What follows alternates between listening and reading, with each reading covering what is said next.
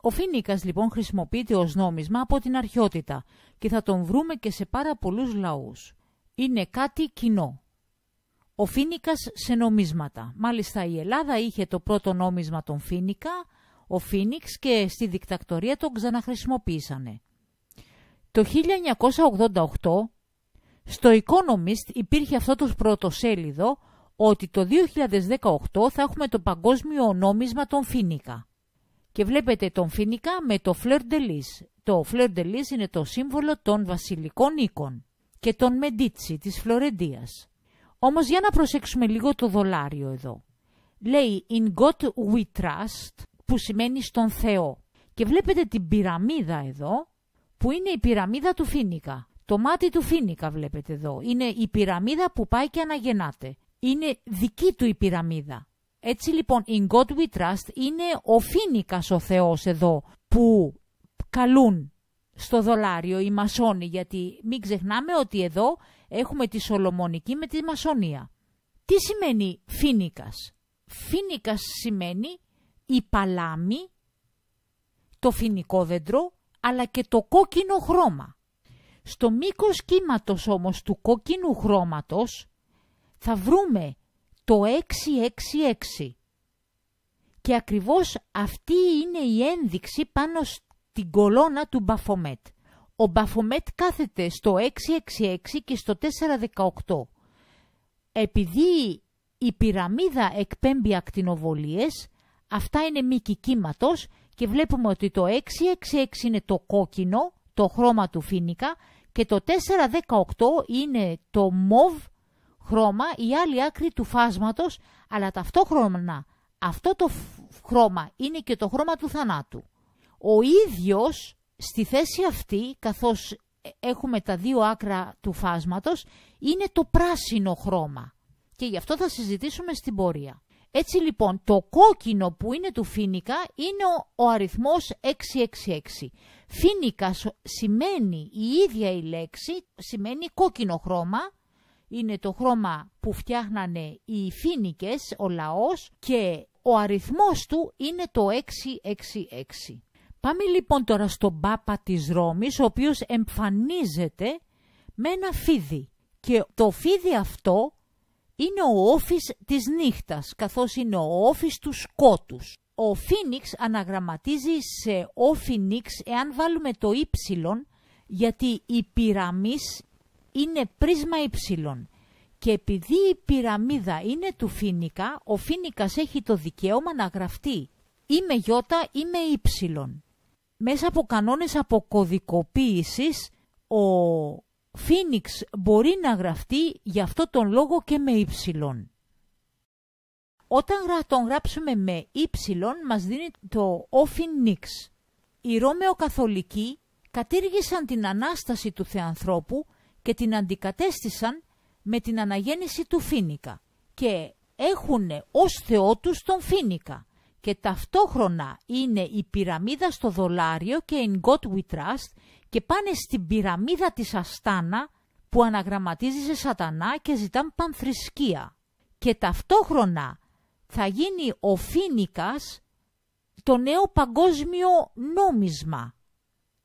Εδώ λοιπόν είναι το μαρκάρισμα που κάνουν οι Ρωμαιοκαθολικοί στην αναγέννηση του φοίνικα και όχι στην Ανάσταση του Κύριου ημών Ιησού Χριστού. Φτιάχνουν το σώμα του φοίνικα, το σώμα του δαίμονα, και μαρκάρουν τους πιστούς στο μέτωπο, γιατί εκεί είναι το μάτι του φοίνικα. Ο φοίνικας λοιπόν έχει το μάτι, το τρίτο μάτι στο κούτελο των ανθρώπων, αλλά επίσης πάλμ μπαίνει και ως μάτι στην παλάμη. Αυτό το τρίγωνο είναι μέσα στον φάρο της Αστάνα, που είναι το αυγό του φοίνικα στο δέντρο της ζωής.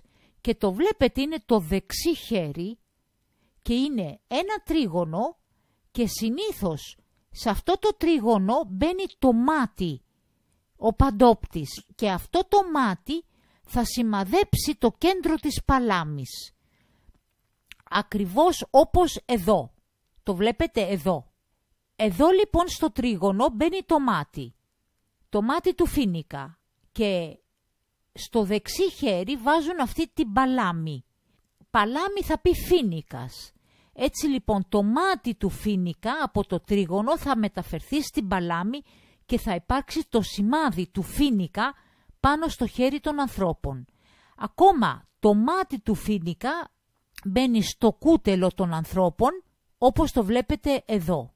Αυτό το τρίγωνο βέβαια είναι το αποτύπωμα του Προέδρου του Καζακστάν, που το βάλανε συμβολικά μέσα στο αυγό του φοίνικα, δείχνοντας ωστόσο τους σκοπούς τους. Εδώ είναι ο όφης της νύχτας, το χρώμα φοίνικας που σημαίνει κόκκινο και είναι 666, και εδώ είναι το σημάδι του φοίνικα στο μέτωπο και στην παλάμη. Ο Θεός Φοίνικας των Ρωμαιοκαθολικών που κατήργησαν τον Χριστό, και το νόμισμα φοίνικας, το οποίο θα φέρουν ως παγκόσμια κυβέρνηση και παγκοσμιοποίηση. Έτσι ο Πανθεός Φοίνικας και το παννόμισμα φοίνικας είναι αυτό που ετοιμάζουν οι Ιλουμινάτοι σατανιστές. Και όπως βλέπετε ο Πάπας της Ρώμης έχει τον πρώτο ρόλο εδώ, και διαβάστε το κεφάλαιο 17 της Αποκάλυψης, είναι ο Αντίχριστος με όλα τα σημεία του. Και διαβάζουμε εδώ από την Αποκάλυψη κεφάλαιο 13. Και έκαμνε πάντα στους μικρούς και τους μεγάλους, τους πλούσιους και τους φτωχούς και τους ελεύθερους και τους δούλους, να λάβωσι χάραγμα επί της χειρός αυτών, της δεξιάς ή επί το μέτωπο αυτών, το μαρκάρισμα του φοίνικα, ως ο νέος Πανθεός. Όπως εμείς έχουμε το βάπτισμα, έτσι πρέπει να μαρκαριστούν οι άνθρωποι με το σημείο του φιδιού του όφη της νύχτας, του φοίνικα, και να μην δύναται ουδής να αγοράσει ή να πωλήσει ή μειοέχον το χάραγμα ή το όνομα του θηρίου, το χάραγμα δηλαδή κάποιο barcode, αυτό σημαίνει χαράσω, χάραγμα, χαραγματιές, ή το όνομα του θηρίου, τον φοίνικα, ή τον αριθμό του ονόματος αυτού, ή τον αριθμό 666 που σημαίνει κόκκινο φοίνικας. Και εδώ είναι η Σοφία ως της έχει το νου, ας λογαριάσει τον αριθμό του θηρίου, διότι είναι ο αριθμός ανθρώπου και ο αριθμός αυτός είναι χίξη σίγμα. Είναι 666.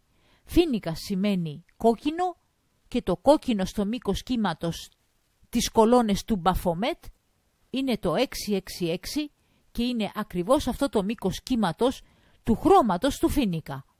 Και πώς τώρα θα δεχτούμε το χάραγμα? Αυτοί λοιπόν θα ζητήσουν το χάραγμα για οικονομικούς λόγους, για να μπορούμε να κάνουμε συναλλαγές με το νέο νόμισμα. Αλλά το χάραγμα είναι η βάπτιση των ανθρώπων σε αυτόν τον νέο Πανθεό που ετοιμάζουν και που απαιτούν από μας να ξεφορτωθούμε το Χριστό μας και να δεχτούμε το δαιμόνιο της κολάσεώς τους. Η πολιτική λοιπόν της πλάνης τους είναι να δεχτούμε το τσίπομα ως κάτι αθώο και πως είναι μόνο για συναλλαγές και δεν είναι κάτι άλλο, ενώ είναι το βάπτισμα στον δαίμονα, στον διάβολο και στις κολάσεις τους, όπως τον σηκώνουνε αντί της Ανάστασης του Θεανθρώπου. Όποιος τσιποθεί βάζει πάνω του τα μάτια του φοίνικα και μπαίνει ταυτόχρονα στο μητρό των κολάσεών του. Για να μπερδέψουν λοιπόν τον κόσμο, κάναν τον φοίνικα ταυτόχρονα και Θεό, τον κάνανε και νόμισμα, και αυτός ήταν ο λόγος που εξυπηρετούσε αυτό το In God We Trust με το μάτι της πυραμίδας. Να δεχόμαστε αυτές τις διαφορετικές μορφές αυτού του δαίμονα, του διαβόλου δηλαδή, και στο τέλος να τον θρονήσουνε και Πανθεό και να μας σφραγίσουνε και με τα μάτια του και το όνομα του και τον αριθμό του.